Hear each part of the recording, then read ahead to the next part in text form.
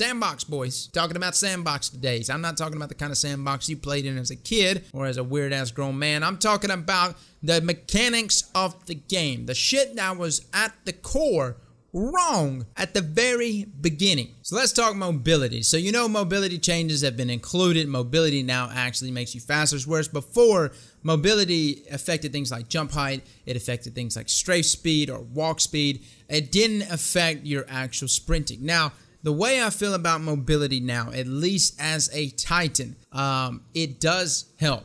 But where it scales is going to take me actually going and testing and timing, sitting down, putting in Premiere Pro, and seeing how much time I'm trimming off with each incremental point that I put into mobility. As of right now, today, to be honest with you guys, I rock some really funky loadouts, which I'll talk about at the end of the video. You're probably wondering, which everyone was asking today in the stream, is Titan skating back? And there is different answers for that. And I will say that Titan skating in general is not back in the way that we remembered it in D1.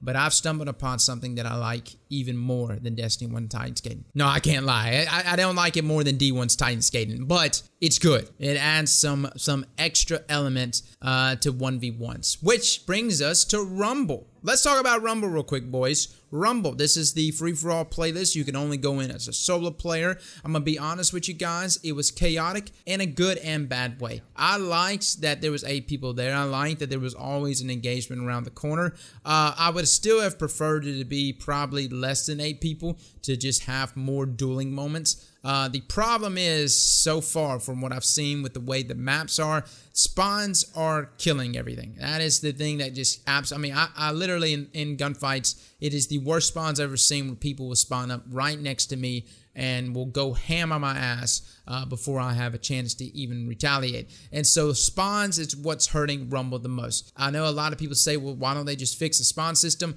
I don't think they can just flat out fix the spawn system without just limiting the players and bringing it down to maybe 6 or maybe even 5 players per map for Rumble. This, of course, will allow for more 1v1 situations, which some people like and some people don't. Me, myself, I do prefer the 1v1 engagements to then move on to another 1v1 engagements instead of being side shot by another dude. Now let's talk weapons, guys, and we're gonna go through a whole bunch of stuff here, man, on how all weapons feel. So hand cannons feel much better. They are definitely snagging shots a lot better. The hand cannons that I used today a bunch was West of Sunfall, which was pretty good. What is it? Nature of the Beast, which I wish that one would felt a little bit better, but West of Sunfall to me felt better than it. I still prefer that as my precision hand cannon. Dire Promise felt phenomenal. Dire Promise was probably the best feeling hand cannon out of all the hand cannons that I messed around with today, and it even felt better to me than Better Devils. But Better Devils itself felt pretty good. You know, some people tried out Judgment, Midnight Coup. You know, some people said that they felt like those hand cannons was working real good. My friend Les was using Annual Skate. Overall, hand cannons in general got a really good, clean ADS accuracy buff, as well as a hip fire buff. So something to bring it more in line to what we saw in D1 when you use things like Pally and Luna. Now, pulse rifles. I mean, this is really I'm gonna put out some videos this week, probably my top 5s for all of these categories, guys. Again, a lot of this is gonna change. I can only do so much in the past, you know, 8, 9, 10 hours that I've been playing this so far.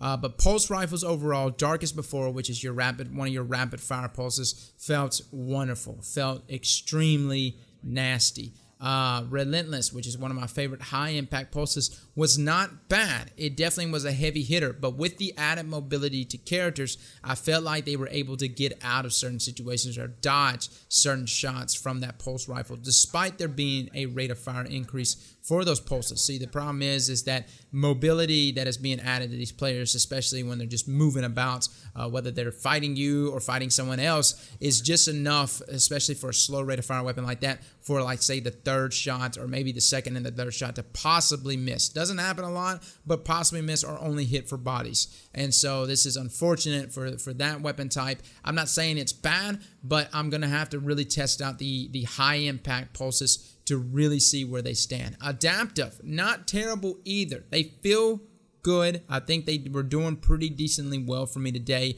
Again, that's going to require more testing. I felt, if anything, the consistency that they hold is very good. That's the one thing that I really liked about them so far, is they're very, very consistent. They seem to have an easier job landing crits, even above a lot of the other pulses outside of the rapid fire frames, but they're really good. Now, as far as Nightshade goes, you know, up there were those lightweight pulses. I felt like they were still decent, but I was also messing around with a lot of different funky loadouts. The crit damage for those went from 20 to 21, which is good, but it's not necessarily anything that's going to turn into a 3-burster. I think it has a potential place, though, here in Crucible. And I like that the precision multiplier was what was touched with those pulses. Now, let me talk about Vigilant Swing, because Vigilant Swing, I think, was probably an intentional buff by Bungie. So Bungie is definitely stated they want their exotics to be powerful, and no better way to preview that than what you can get out of a Vigilant Swing. A Vigilant Swing right now can 2-burst you. Yes, it is a difficult weapon to 2-burst with. It's not a weapon you can go up in there and just easily stroke people with. You got to be able to pace your shots and actually land your crits. But if you land all crits, 2 bursts will put you down, and put you down fast. It is a nasty, nasty pulse rifle. And Vigilant Swing has been one of my favorite pulses that I use all the time in Trials. So I'm so happy to see it getting some much needed love. Not saying it wasn't good before, but it was getting just outclassed by a lot of 450 auto rifles. So this is a really, really good thing. Overall, I think the pulses felt really good though, guys. Definitely a weapon type, even if you're not a fan of pulse rifles, to use in PvP. Now, I'm not going to go into all the other weapon types, because be honest with you guys, outside of Telesto and my power slot and maybe a little bit of Accuracy and a few other shotties and fusions and Shepherd's Watch, I didn't really rock out that much power. But I will talk about power ammo economy right now, because that's something that we were all wondering about. One thing I really like about the power ammo economy is that when you receive a kill with someone carrying power, they drop a power break. But something that's really nice is that you have to manually pick it up. This actually makes it really good. I like that system more than just going over the top of it and then continuously keep pushing, you know what I mean? To actually stop and pick up the power ammo actually makes another climax point on that map to struggle for control. So I actually really, really like that, guys. Now, things like Fighting Lion and stuff like that, I'm gonna still have to mess with.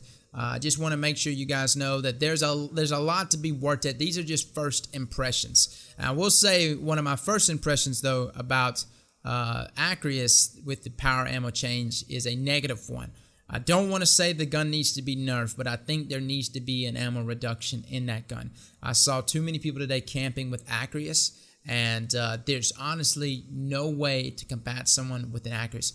There's, you know, unless you could just absolutely pull them out into the open and make them and bait them to you, there's just no way to actively beat someone with an Accuracy. And not saying that you can easily beat someone with like a main ingredient or another shotty, a deadpan, but it is much easier to fight someone with a perfect paradox than someone with an Accuracy that can essentially one-shot you without them putting hardly any effort into it other than closing a little bit of the gap. Now let's talk about the no radar competitive.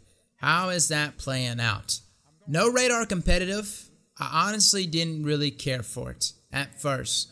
I played a few games, I didn't think much of it, and then we had a moment where no radar competitive clicked for us, and there was a lot of communication, a lot of call-outs, and it was another level of skill there that I think is going to emerge from players. Now, I don't think bad players are going to suddenly become good players, and I don't think good players are going to suddenly become bad players. I think there's just going to be another level of immersion and also another level of focus there, whereas we used to focus not just constantly staring at our top left of our screen, but that was something that was always there for us to glance at. Now it's completely focused on what's in front of us, and I gotta say I actually did enjoy the no radar competitive. Now the problem with that, as Sheik said from Destiny Fun Police, when you add in desperation, which there will be a lot of that in Trials, you're going to see some of the nastier sides being thrown in there. And so I think, again, I'm still holding to my opinion that no radar is not going to be a good change for Trials of the 9. But I think for competitive, which I was completely okay with no radar being added to competitive, but just not to Trials. I think for competitive mode only, there is a certain element there that I really enjoyed this afternoon.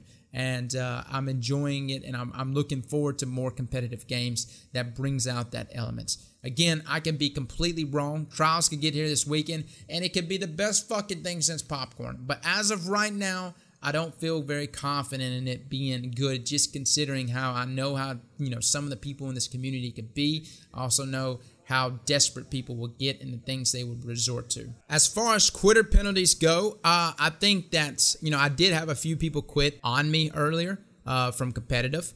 And whether or not they were subjected to the quitter penalty, I'm not sure. But there seems to be less quitting in competitive, specifically for this reason. Now, hopefully that remains the case. Hopefully people are sticking out, and hopefully people will start using the actual public chats or the fire team, not the fire team chat, but the team chat more. And I've been trying to make an aim to use team chat more with randoms, even if I'm recording a video, because I want to be able to communicate with them and give call outs, and because communication is very important and competitive now. All right, guys. Well, that is my impressions. Last but not least, I want to talk about Titan. So a lot of people ask me questions about Titan today. What are you using to skate with? What are you doing? Guys, straight off the bat, I'm still rocking the same mobility that I was rocking this entire time since playing Destiny 2. I'm still rocking 1 mobility or 0 mobility. I'm also rocking Dune Marchers, which is pretty nice. I'm going with a completely different jump, though. I'm going with catapults and using that instead. And the initial burst that you get from catapults is extremely nice. It actually makes me traverse the map better than I ever did whenever we would skate. And I say that because skating is good, strafe lift is good when running in a linear line or just going across a flat plane, some of your maps that allow you to do that. But it is not good considering most of our maps that have rocks or debris or columns or anything that can hinder your acceleration. Catapult seems to evade all of those things. I'm able to go straight over the top of a rock. I'm able to go straight over top of a column or whatever debris in front of me. And not only do I like that, but catapult almost makes me feel like a hunter with bones on a Titan. Not as instant, like it's not as quick as a hunter was back in D1 or even now to get the vertical movement on enemies. But considering that most of my time on a Titan has been very much X-axis only, to now suddenly get on the Y and get over the top of my enemy, and catapult is aiding me in that situation. So the way I look at it is, if you're just trying to get from point A to point B, strafe lift is still the jump for you. If you're wanting to have more capabilities to juke out your enemies, if you want to win more 1v1 engagements, get used to catapult. And on top of that, Dune Marchers with catapult, it's extremely nasty. But either way it goes, I really like catapult, guys. I know it sounds crazy. It almost sounds sacrilegious today talking about catapult on positive terms. It's like, why are we even elevating this jump when we've been rocking better control and strafe lift now for forever? And it's crazy. I get it. But for some unknown reason, it's working right now. Guys, that's my thoughts on it. This video got a little longer than I expected. I'm going to be talking about all the weapons that are jumping out to me this week. We're going to be touching on different builds specifically pertaining to the Titan class. Hopefully we'll make our way to warlocks and hunters. But right now, I main Titan more than anything else. I want to get better at using Titan. We want to get back to fucking la, and this is what we're going to be working on this entire week. Guys, thank you so much for coming and watching this video, and as always, slap that like button like your mama told you right.